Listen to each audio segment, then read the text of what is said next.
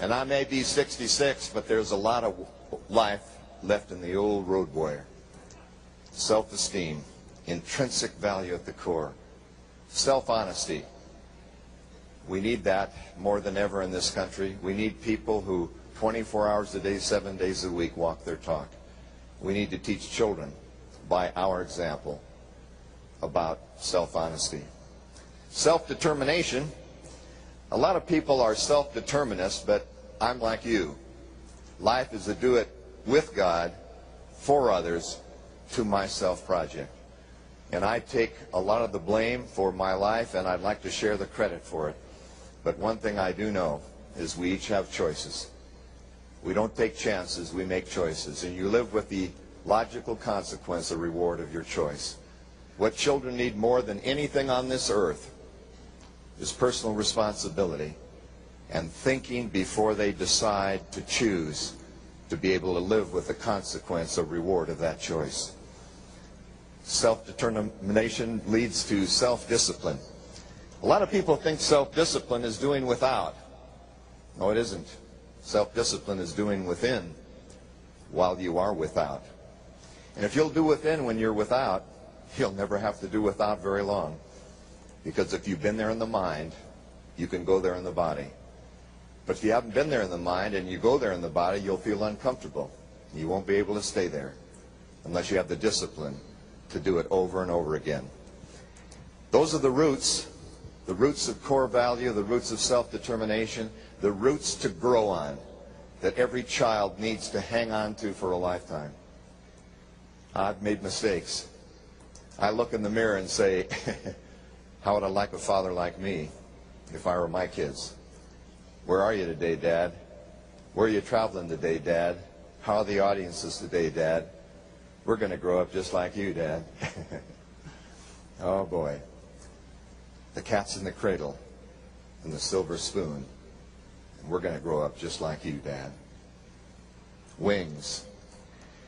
Wings to fly. You know what parents do too often? They clip the wings of their children. They give their children everything they didn't have, everything the children didn't need, everything they didn't earn. And they want their children not to wait in line, not to have to wait or do anything for themselves, because that way they'll be privileged. Unfortunately, what you create is a pen full of turkeys. A pen full of turkeys whose wings are not strong. There's no wind beneath them. They haven't been able to test their wings. They've had things done for them. And you can spot those families of indulged children. Wings of desire. When we adopted Graciela Gonzalez from Mexico, many of you know the story. She came into our family as an exchange student. And she was born in a dirt hut in El Chante, Mexico. And they didn't have any money, and she came into our home, and it looked like Disney World.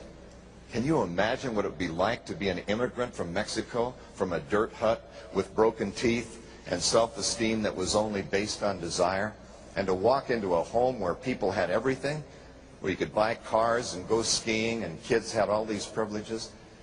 Well, I'll tell you, she had so little going in that she was motivated to take everything out and forward. Motivation is an inner force that compels behavior. It isn't in the perks and the trips, which are nice. Those trips are nice, but it's the core, the motivation, the inner fire. And every child needs desire instead of fear. A self-image is like self-esteem, but self-esteem is a general feeling of worthiness. Self-image is when you can imagine yourself to be different. Did you know that in addition to your God-given spiritual connection, your deep spiritual core, that the differentiation between human beings and every other living creation is the imagination? A dog is a dog is a dog. A human is a wimp, or a great person, or a tyrant. Can be anything. Only humans have the power of God-given imagination. What every child needs is an imagination, not on MTV, not of violence, not of 1% of the population who do everything wrong in sitcoms, not Beavis and Butthead. Oh no, not Married with Children, not shows that show the worst of humankind, but imagination that shows the best of what we could do, and to have that be entertaining. Wouldn't it be wonderful if Hollywood could do something that was socially redeeming instead of just making money? Yes, it would. And so we will, you and me, be more creative, and we'll show how to do that, we hope. Self-direction. The imagination is one thing, but one thing you know, that unless it's tied to a deadline or some specific dream, it has no focus. A lot of people love the spotlight. A lot of people spend all their time going to meetings with the searchlight. A lot of people want to be in the limelight. But the best thing to do is to have laser focus, because laser takes all the light and focuses it in an area that brings it through to the top. Laser focus, self-direction. If you don't know where you're going, any old road will take you there. And if you don't know what you're going to do today, it doesn't make any difference whether the alarm goes off. If you don't stand for something, you'll fall for absolutely anything. And that's why people in network marketing, many times, use the school of fish approach. They go to this, and then that, and that looks good. It's like Mr. Toad and Alice in Wonderland. Cheshire Cat, could you tell me, please, which way I should go from here? Well, it really doesn't matter. It depends on where you want to go. Well, I really don't care that much. Then any old road will take you there. And so you and I need to have self-direction and teach our children how to set delayed gratification goals that are just out of reach, but not out of sight. Things that are in close. Self-expectation, the most powerful use of faith of all, is that you won't get what you want in life, you'll get what you expect in the long run. You can take your choice: voodoo, pessimism, or faith, optimism. Things you believe in that are not proven fundamentally always.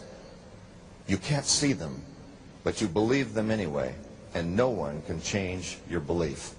Expectation should always be optimism. And finally, dimension, looking beyond yourself for meaning, working as a team, and certainly the perspective of other people, diversity, race, gender, ethnicity, religion, accommodating other people's beliefs as a dimensional total human being.